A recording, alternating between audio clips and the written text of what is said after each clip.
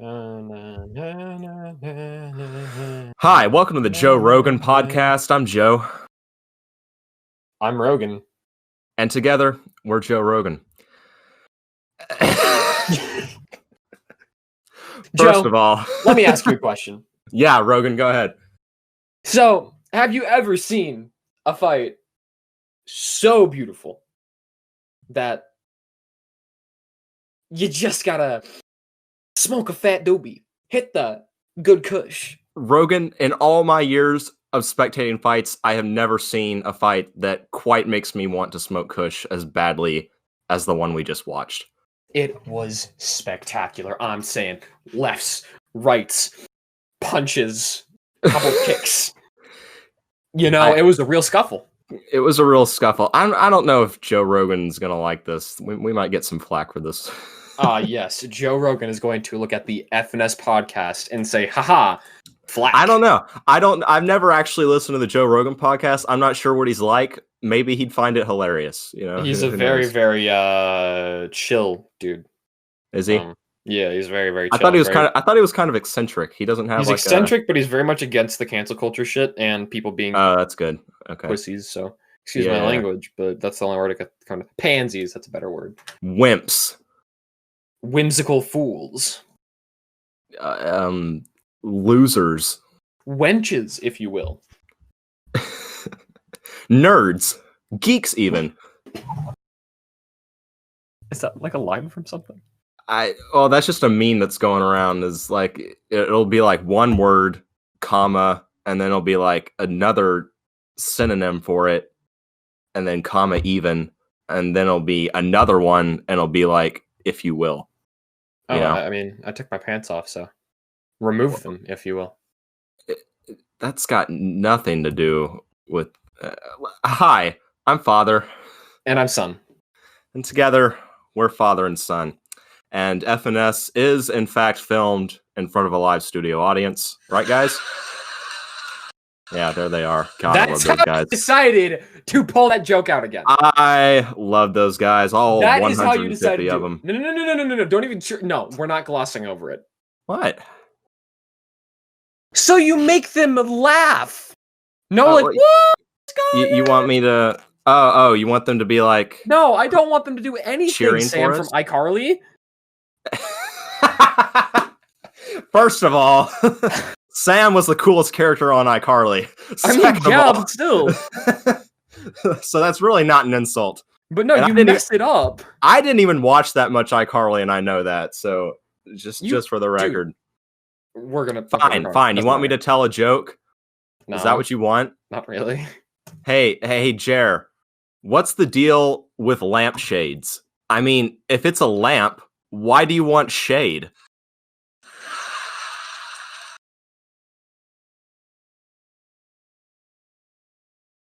You know? And what's the deal with homework? I mean, it's not like you're working on your home. With every fiber of my being, every ounce of sanity I have left, I can tell you. Which is not a lot. Okay, let's move on. Halloween is by the time this is out, it will be tomorrow. So, Jer, my first question for you is, if you could get anything while you were out trick-or-treating, any food, like any edible type of thing, that wasn't candy, what would you want to get? Candy? Like you just walk up to a house and you're like, trick or treat, and they're like, sorry, we don't have candy, but we do have. Pussy. And then they hand you what is it? Pussy. What? Pussy. I probably should have thought this through. Yeah, no, that was a really dumb thing to bring. No, in all honesty, no, I would not like that. Pardon my language and crude use of humor. For the second time in as many minutes. Yeah, I've said much worse. Yes, we all know. No. It's been recorded and posted, Jer. We all know. Has I don't know, probably. Probably? Yeah, we're gonna go with probably. Yeah. In all honesty, probably like Chipotle. God, okay, that's kind of in line with what I was thinking, because I was like, you know what? If I could just walk up to a house and get a big platter of Mexican food while trick or treating, like that would just be, I don't know, that'd be great for me. Parfait. That'd be really fulfilling. I have a deep passion for Mexican food. Have I ever told you the Mexican food story? I mean, it's not really a story, but like, yeah, no, you have not told me this so tale of woe. It is a tale of woe in a way, really. Oh. It's a story about something that could have been, but was ultimately shot down. And it takes place in the freshman year of high school for me. And this was, I think, the first time that I took an official date to a dance. And it was the homecoming dance. And I didn't necessarily like have a crush on this girl or anything, but I was like, you know, just kind of testing the waters. Like maybe something could happen down the line, I thought. But literally, we haven't even gotten to the dance yet. We're driving on our way to the dinner before the dance. And we're just talking about, you know, where we're going to eat and all that. And I mentioned, you know, how much I like Mexican food. And then she immediately says how much she hates Mexican food. Was she Hispanic? And what? Was she Hispanic? No, Jer, she was not Hispanic. Do I know her? No, you probably don't. This was the same girl, though, who's, I think I mentioned in a previous episode that I went to her Halloween parties back in middle school. This was that same girl. You took her to the dance? Yeah, to one of them. And she said yes? Okay, first of all, that's incredibly rude. The studio audience is not laughing at you right now. They're actually booing you. And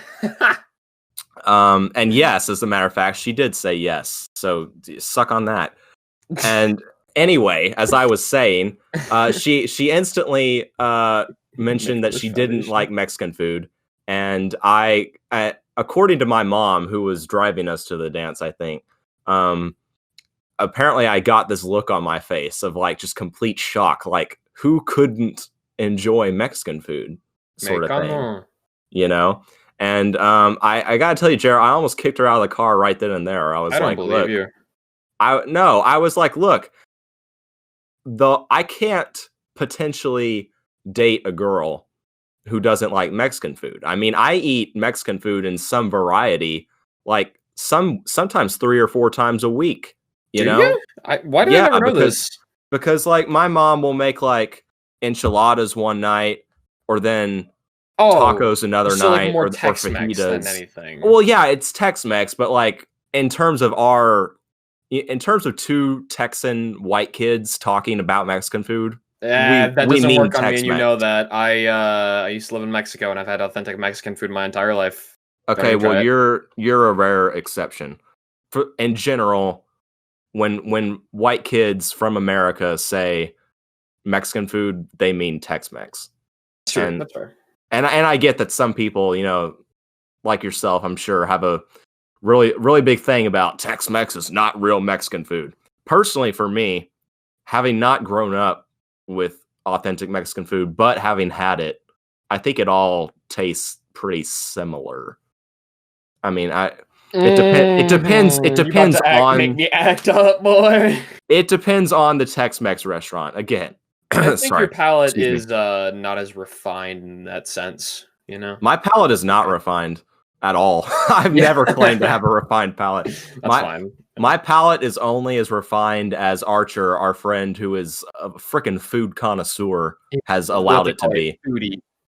He has allowed me to expand my palate by taking me to all these different restaurants in and around our city that I just never would have had before.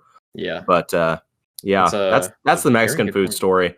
Basically, any of the ladies listening to this, if you don't like Mexican food, you're off the list for Evan. Well, you're off the list. You can just give up your dreams of dating me. Sorry to burst your bubble like that, but that's the case. Hit the laugh track.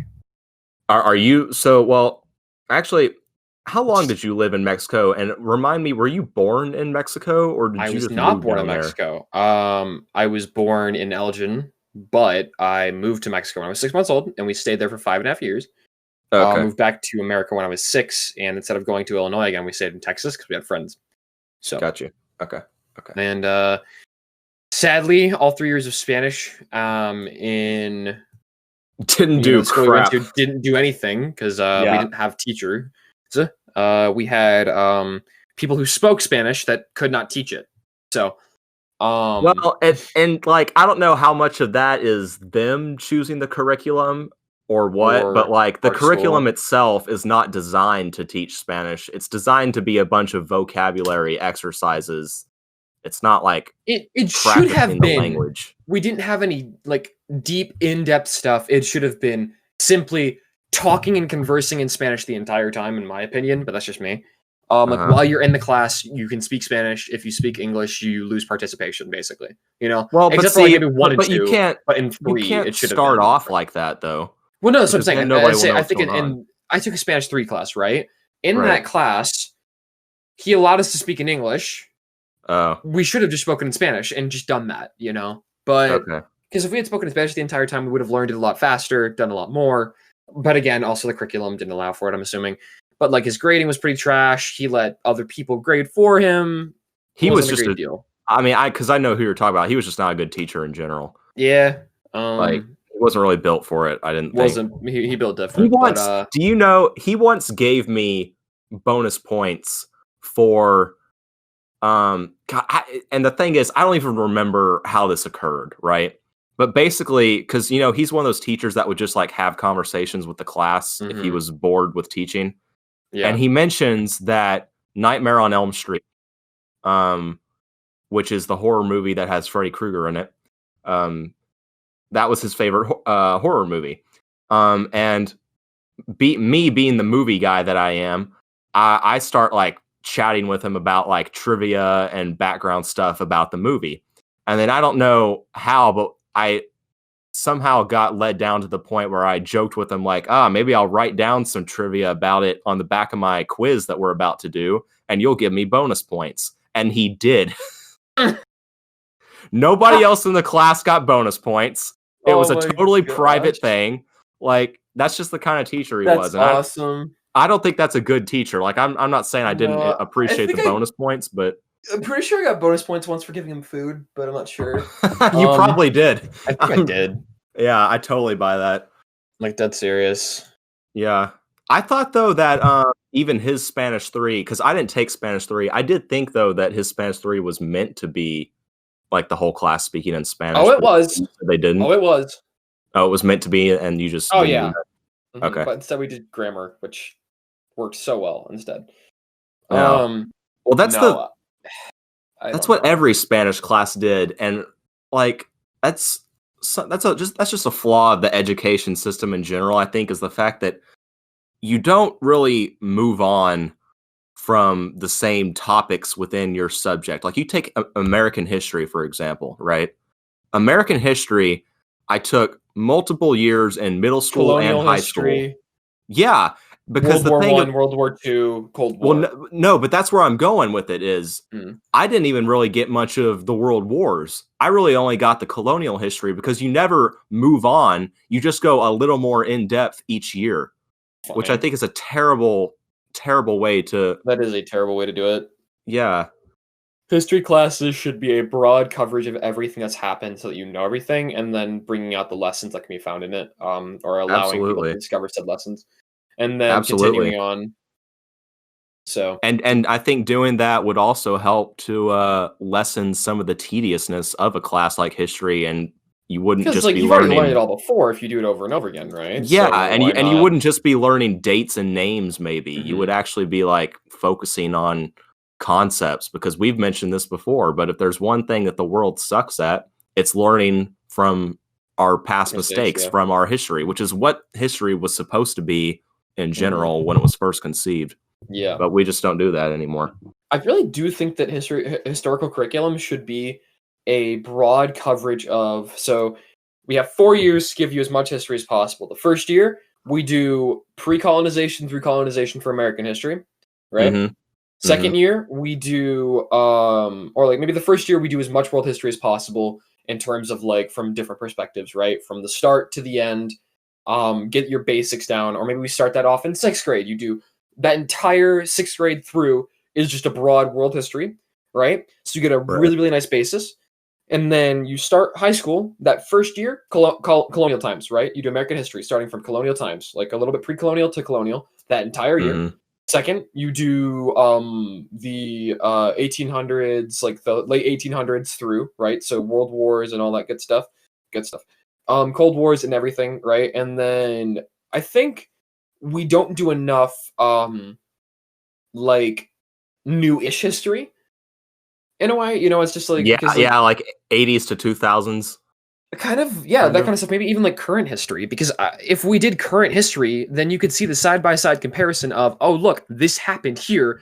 Holy crap, it's repeating here. I wonder why, Right. Yeah. Then there wouldn't be so many idiots saying that we should get rid of the Second Amendment. But that's just my personal opinion.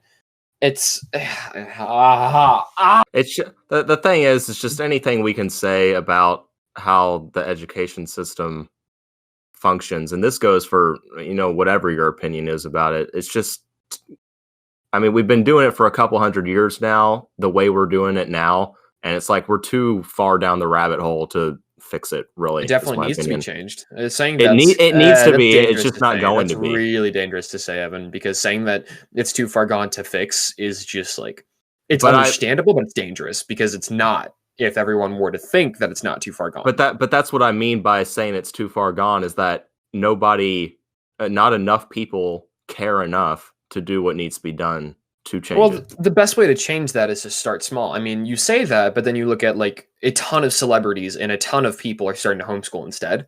Like a very large number of people, and I don't know the exact amount. Sorry, I got this from another podcast.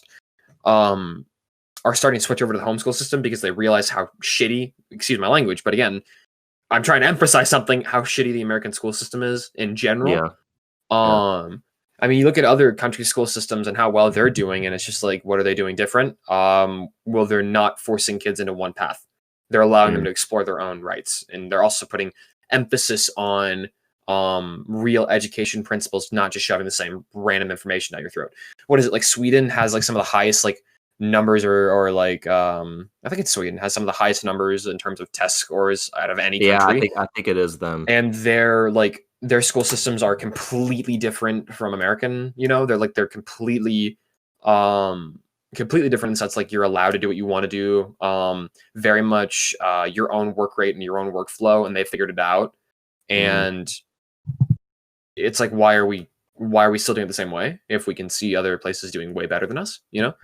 Yeah. But, I don't know. School system's whack, man. For what it's worth, I do intend to kind of start small, because I mean, like, one of basically very few options that I have as a English lit major right now is to go to become a teacher at one level or another. So, if that's the path that I end up taking, then I intend to try my best to be a different teacher than the teachers that I've had. Yeah, that's fair. But if you get locked into the American school system, there's nothing you can do. You'll get fired if you don't do it their way. So, well, that's why I might be a professor instead. But professor is hard, but it's good. It'd be better for you, in all honesty. You'd be a cool professor. I feel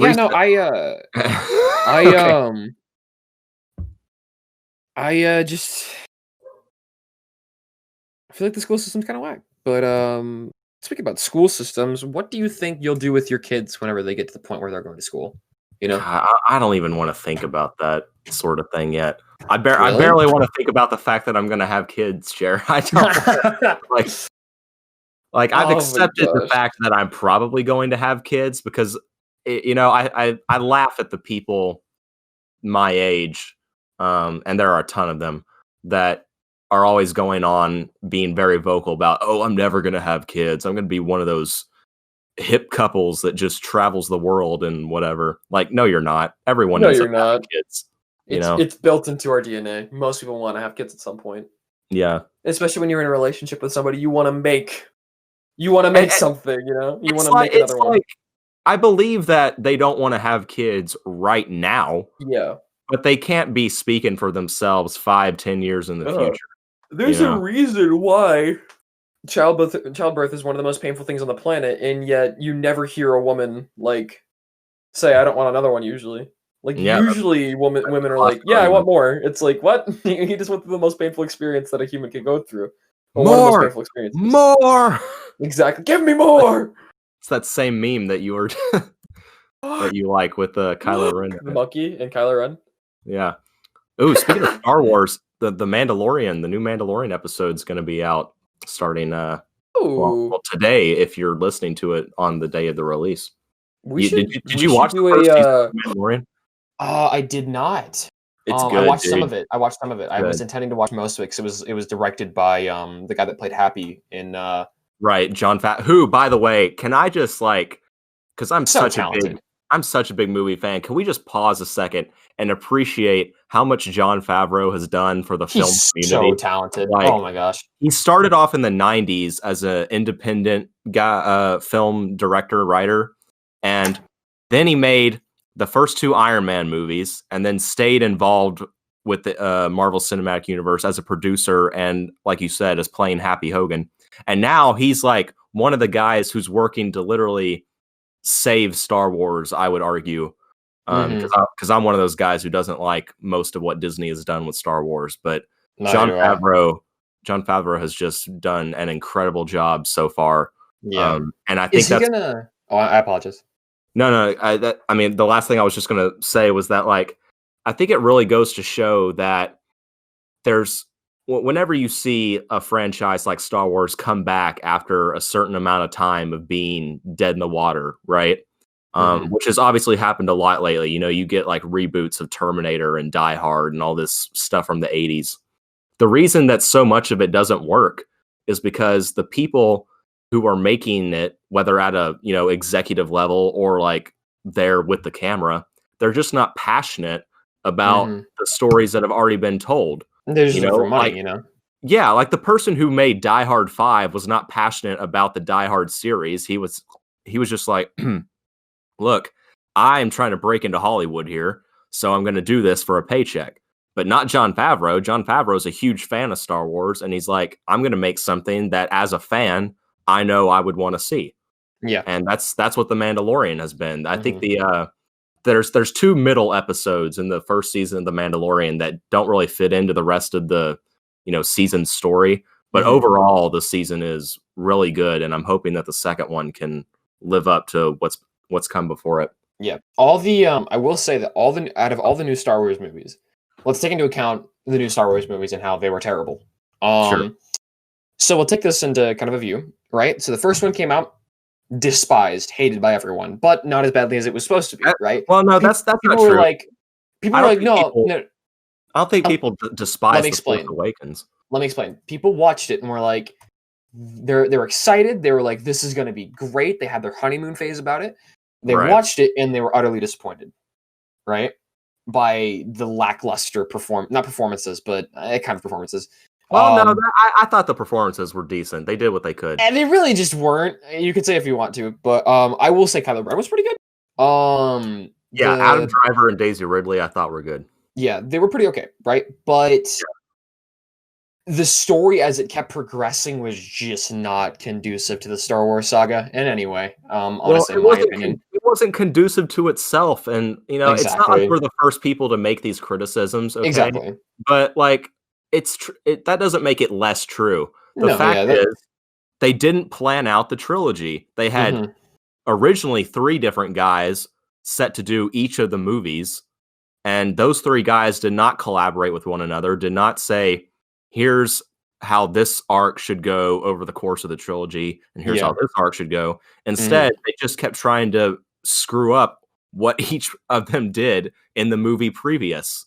Yeah. And I honestly will say, for the whole acting thing, the reason why I say lackluster acting is not necessarily because the actors were bad themselves, but the way that the movies were directed and the way that movie specifically was directed, it just didn't show any real emotion. It was just a series of events that kept happening that weren't even good. It wasn't like anything combined well together. It just wasn't, in my opinion, good. But I digress. The thing is you just got to be that. You just have to acknowledge, I personally, at least, am really careful about. I hate going hard on actors, because their job is difficult, and I realize that like celebrities are spoiled and they're arrogant, and a lot of them are insane, but like they do have a job, and their job is difficult in its own way, regardless of whether or not they're swimming in money. Edward from. Oh, I'm sorry. I was gonna say, Edward from Twilight. Oh, Robert Pattinson. He's my best example of somebody that it wasn't his fault, like him being the actor, because he regrets doing that series at all. Right? We got a ton of money from it and everything, but he hated doing that series, and he did it because he was locked into a contract, and he also he wanted the money. But the fact that he's come out and started doing new movies where he's doing really, really well in them, and the acting is really, really well done, and he's doing good, I'm looking at he's had a good comeback. Exactly, and I'm looking at those, and it's just like, I see that, and it's probably my best example of an actor that was shot in the leg by doing a series that he didn't want to do, and then suddenly comes back and is doing well again, but it took him like 6 years, When was the last Twilight movie?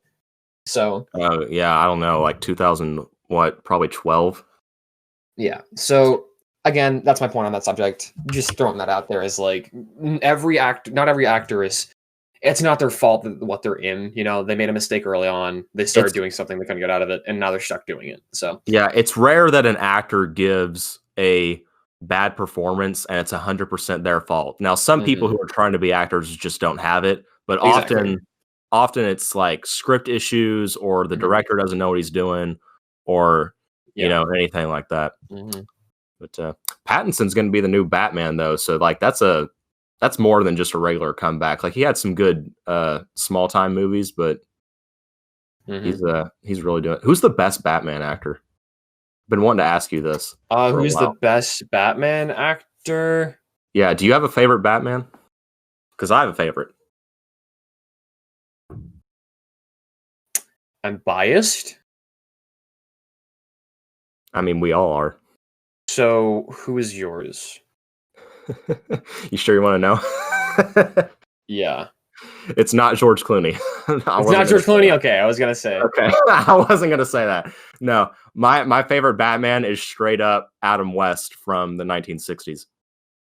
Like the old cartoony Batman. That's what I like. I don't know what to tell you. That's just the case. He's one of my favorites too. I mean, he's my hilarious, favorite, but he was so hilarious in that show. The George Clooney one's really weird because, like, it's so surreal. It just is, Well, because first of all, you can barely believe it's a movie to begin with. Like, you can't believe this got made. Yeah, that's so fair. But no, I'm if we were talking about animated, I would choose an animated. But in terms of you could include animated. I don't know if I want to though, because the one from Young Justice did really, really well. But he wasn't in it enough. I will say though that my favorite like actual actor, I just am biased. I started watching The Dark Knight, and that kind of like got me hooked on the Batman DC stuff. So I've always liked Christian Bale for Batman. But that's just me. I think that the most recent actor for him did pretty well. Ben Affleck. I will say, DC screwed the pooch on every movie besides Man of Steel. Those DC movies, even if they were good, they just were written so bad. Their writing was done terribly. I know, but like even if the writing was good, there's something about like the actual way it's filmed, like the special effects in those movies in particular are it's so grainy. And the way it actually gives me a headache, like the way it flashes, or I don't know, something about whatever special effects company they used, it did an awful job. That's what stuck out to me the most. The ones that like have done the best, like the one that did the best, Man of Steel did something that I was super unexpecting, right? They made a movie about Superman that was good. it was enjoyable to watch, and it showed the human side of an alien, which is interesting. But it had real points, it had real heart to it, and I think it had a lot to do with the actor. The main actor was very well done. He did really, really well in that one. But like, I mean, for example, when he had to kill Khan at the very, very end. Not Khan. What's his name? Khan. That's Star Trek. Yeah, I know, but I'm trying to think. What's his name? It was similar to Khan, wasn't it? It's Zod. Zod. Oh, Zod. Same thing. Yeah. Aliens names. But when he killed Zod, like his scream at the very, very end, killing the last of his race. Like the way that he did that was just, to me, it showed a lot of talent in his acting. Because anybody. It's actually interesting that you say that, because like talking about actors, that's Henry. I think Cavill or maybe Cavill. Henry Cavill. Henry Cavill is one of those guys where, like, I feel like a lot of times he isn't trying very hard when he acts. And he's just kind of trying to get by on his smugness. Yeah. And the fact that he's a like freaking 7-foot giant, like particularly Mission Impossible, the most recent one I'm thinking of, where he was the bad guy. He didn't really bring a whole lot to the role.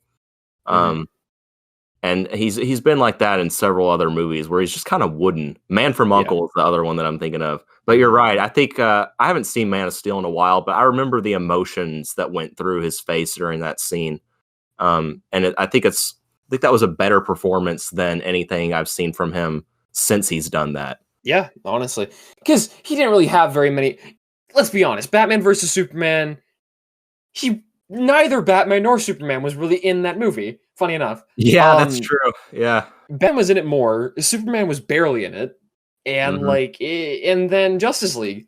Same thing. I don't even know what to say with those. They screwed the pooch so hard on Justice League, because Justice League was not meant to be a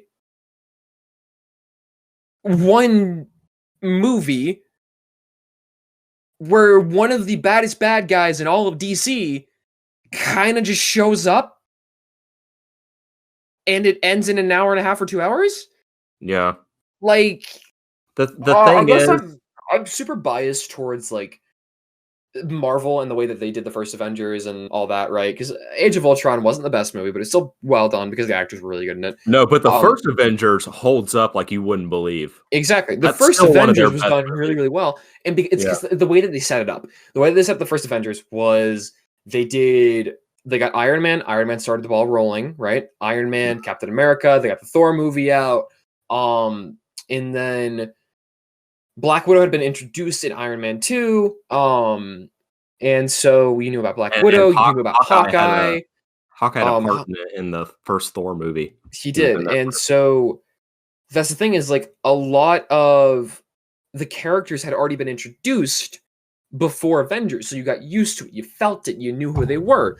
Yeah. They did a really good job of tying in all of the different story points to finally the culmination of everyone came together for the Avengers. And I mean, the Hulk movies, I'm really glad they didn't try and remake the Hulk movies, because albeit the original Hulk movies, CGI was terrible. Yeah.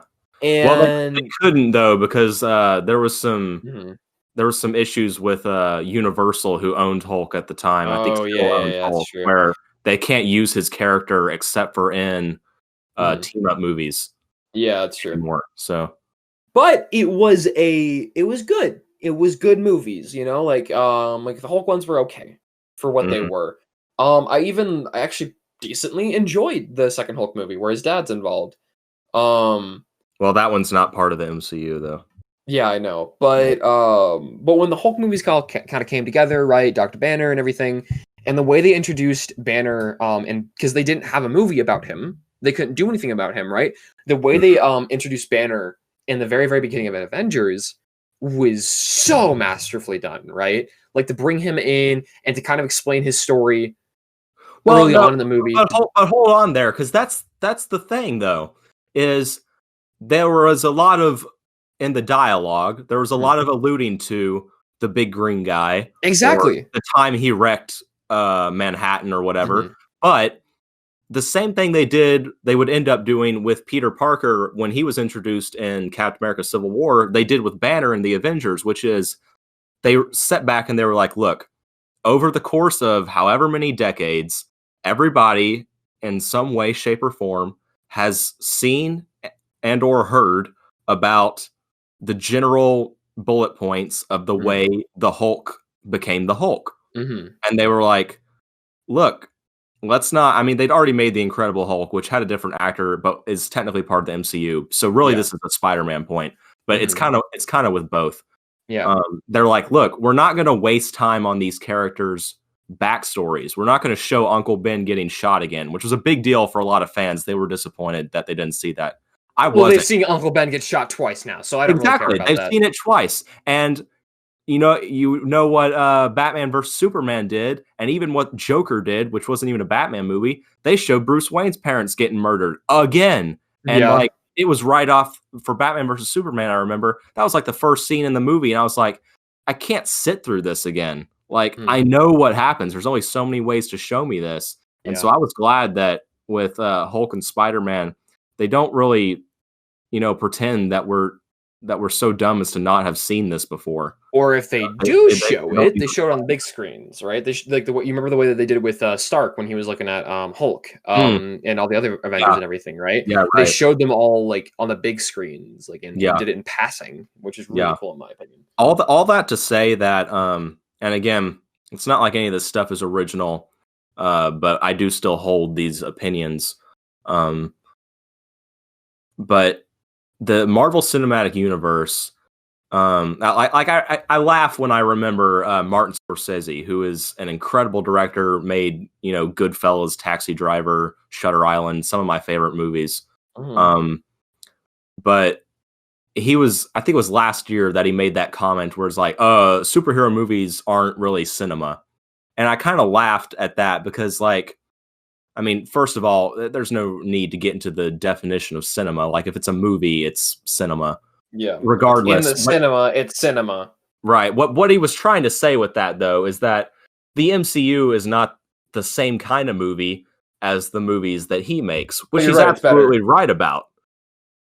What the MCU really is a TV series with 2-hour episodes that get shown on the big screen, because that's the way that the creators behind the scenes treated the arcs of each of those characters, was as really more like a TV show with episodes. And that's where the DC people went wrong, is that they decided to jump in real quick with Batman versus Superman and Justice League to try to compete with the big scale team up movies of the MCU, the Avengers and the sequels to the Avengers. Because will say, hold on one second. Will say, the DC TV shows aren't bad. They're not great because I don't like them that much. Just because they're super cheesy, but they're super cheesy. But I mean, in terms of actual story, they do pretty decent. Right, but the point is that, like, that's an actual TV show, and the MCU has actual TV shows. How Marvel does TV shows terribly. Marvel's TV shows are they suck, but which is ironic, really. But the point is that regardless of how good DC's actual TV shows are, they should have treated their movie franchise like a TV show as well, because that's what Marvel did. For example, the Dark Knight series. Gonna throw that out there. Well, they did the same thing. They treated it like a show that lasted for 3 seasons, but it was only 2-hour episodes each time, and that worked.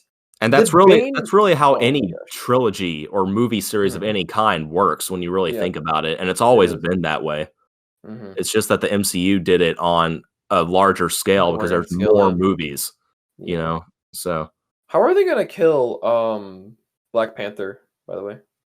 I think it may have been you, though. I already talked to about this. I don't know if they're going to kill him, but they did say they're going to possibly CGI Chadwick Boseman into Black Panther 2 for just one scene to, like, send off his character. But I don't know that they're going to kill him. There's any number of reasons. I mean, he had a girlfriend in the first movie. They could just retire out on a farm or something, and his sister has been Black Panther in the comics, so they can use her. She's young and can carry the franchise for a while. There's even talk of bringing back Killmonger's character having him survive and have a redemption arc, which I don't think is quite as smart. But the bottom line is they have a lot of options, and it's unfortunate, what happened. And it's something that, in particular with movie series and TV series that I really love, I'm always worried about that happening. I mean, obviously, God rest Chadwick Boseman's soul. I mean, no disrespect talking about him in this business-like way, but I do always worry, like, man, you plan a series like this out to stretch over so many years, but we do live in the real world, and you have to remember that, like, these actors are real people and bad things happen every day. Like, who's to say that the lead actor of any one TV show won't get killed in a car wreck tomorrow? Yeah. And that ruins the rest of the show potentially. The MCU is different in that sense, in that we have better special effects now, and like I said, they have more options because there's a lot of characters, and the comics are expansive, and you can do any number of storylines. What's really scary is if you took, like, the whole deepfake situation where they can deepfake voices and faces now, and they CGI it. Imagine a deepfake CGI and voice of, like, Chadwick Boseman or something like that, like, to kind of, like, complement the acting style. But that freaks me out because it'll never capture the true emotion. But it could happen. But it's I think it is acceptable if done respectfully and for not very long. I would not watch an entire movie with a fake Chadwick Boseman if they tried to keep his character as the protagonist, the main hero. I think that would be awful and stupid of them to do. And they're not gonna do that. They, of course, they're wise and they know that would get them a lot of flack. But it doesn't bother me if they do it for one scene. Like, you take Rogue One, which is back in the Star Wars train again. But Rogue One's one of the better things that the Disney Star Wars era has produced. I would say it is the best CGI thing by far besides Mandalorian. Yeah, it probably is. But they did CGI Tarkin, who was one of the Imperial officers, and his actor died, ages ago because he was in the original. Yeah. But they did it to such a degree that he was only in it when it felt like the story really needed it. And more importantly, I think there was the fact to consider that he'd been dead for 20 or 30 years already. And there was a buffer zone there, like they were talking about CGIing Stan Lee into movies a year after he was dead. And, like, there's not been enough time, I don't think, to respect, his passing and his legacy to do it that soon. Yeah. And I don't know, maybe the buffer zone is just, a lie, and maybe there's no amount of time that can truly, respect that. But regardless, I will say with Chadwick, like, the thing that makes me sad about him the most is, like, he was a true voice, because there's very few Christian actors in Hollywood, mostly because of the toxicity of Hollywood in general. You have, the only ones I can really think about are your big name ones like Mel Gibson, and then you're more, and he's more even retired in a sense. He doesn't really do as many movies. Well, and the thing about him is because he had his whole drunken rant back in the early 2000s. People don't take him seriously anymore anyway. Yeah.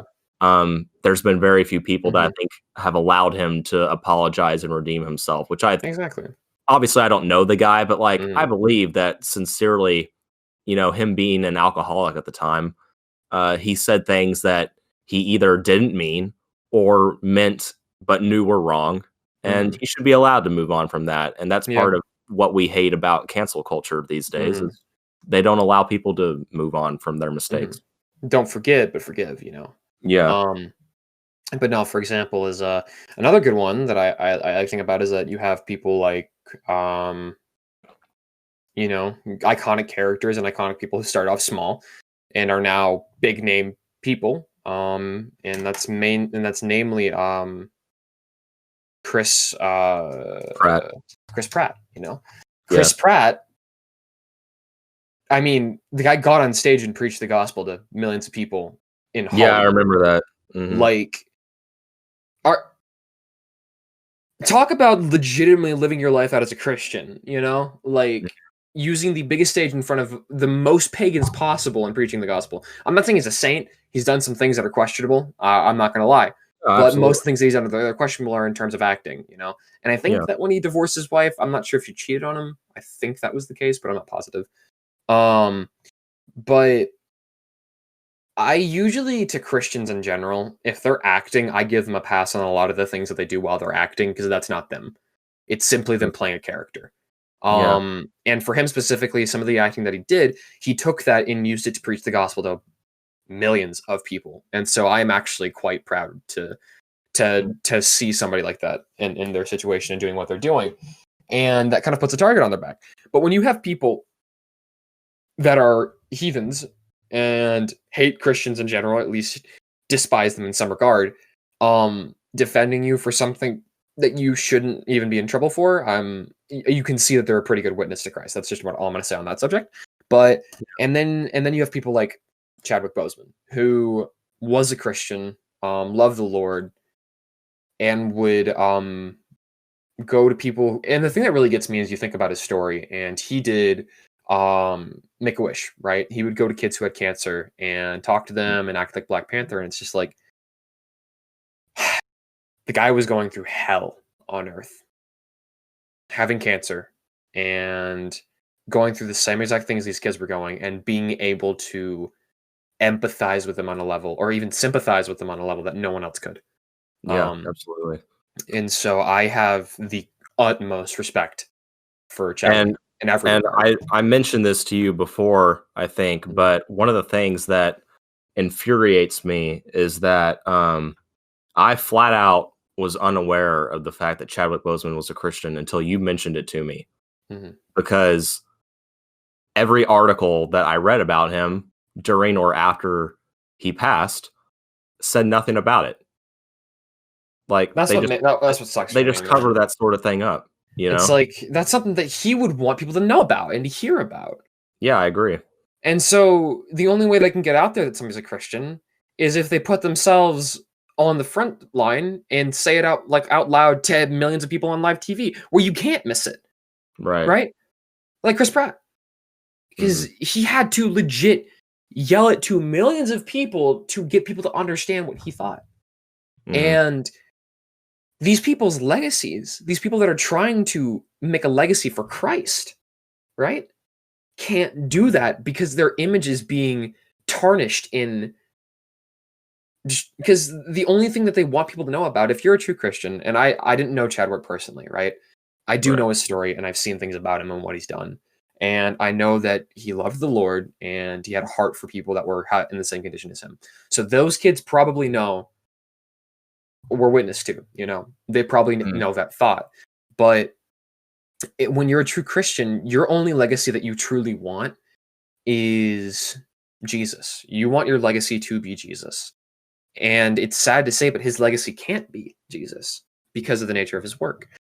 And it's not to say that he will never be, you know, but because people like me and you know, but it just makes me sad, you know.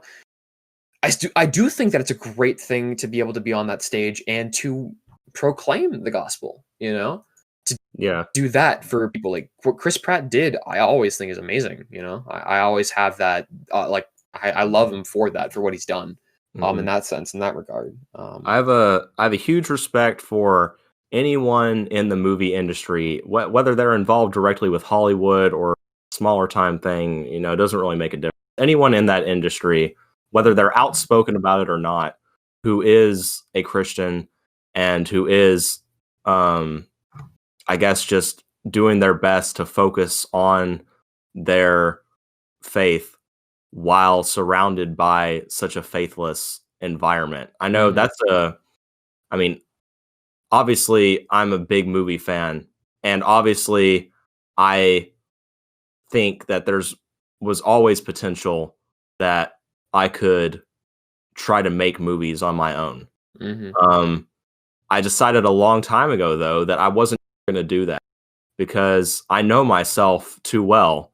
And I know that being in an environment like that would either break me down and I'd just be exhausted, or it would tempt me too much. and I would become, like DiCaprio in Wolf of Wall Street. And I would just be consumed by all the awful things that are a part of the movie industry. Which it's disappointing because being such a big fan of movies and being a Christian, it's difficult sometimes to reconcile those two things, which I can acknowledge. It doesn't stop me from enjoying movies, but it does, I think, I don't know, just kind of like in the back of my mind, I'm aware that I have to always remind myself that, this is an industry full of things that I can't support. And I don't know. It's disappointing, like I said, on a level, but of course, Evco Productions is a fantastic YouTube channel with, top tier videos being made. So in a way, Jer, I am still part of the movie industry, if I do say so myself. That's fair. All right. Well, I think that was a very, very, very good talk, and we were. I enjoyed geeking out with you about movies. I did too. I think that if we did do like a movie rigs thing, don't you say that name. Chair, this is public. Don't you say that name. What do you mean? They deserve to know. I'm like the opposite of Batman in Batman versus Superman, where he's going, why'd you say that name? It's the opposite. I'm telling you, don't say that name. Shut up. But no, I think it would have been interesting if we had gone down that line, possibly. I think we could do a segment where we kind of do that, and if we name it that, wouldn't be a bad idea. Season 2, just saying. I think what it all depends upon the next probably few months will determine how movies will be released next year and in the coming years. What I would love for us to do is have a unofficial segment of the podcast in the next season or the season after, where anytime a new movie comes out, whether it's in theaters or on a streaming service, and we both want to see it, then we'll watch it together, and then we'll come on here and we'll take 10, 15 minutes to talk and review about it in the middle of whatever else we're talking about that day. I think that would be really very cool. That would be very cash money. Yeah. All right. Well, thank you for watching. If you enjoyed this episode, please like, comment, and subscribe, of course. I told you before, we can't end on like, comment, and subscribe. It's so lame. If you enjoyed this conversation and understood it to the depths that we do, please comment. Do tell your story as well, what you enjoyed about it. And if you enjoyed this episode, there's a button. It's a thumbs up on the bottom of our channel. It really does help us. Hit it. It's a little thumbs up. It tells us that you liked our content. We like to see that. And if you're new to the channel and you would like to get more of this stuff, possibly later on, there's a little thing that says subscribe underneath our names. It's just simply a way for you to be able to watch our stuff. Do hit that if you would like to. And if you're already here for a while, nice to see you. Welcome back. And remember that FNS is filmed from a live studio audience.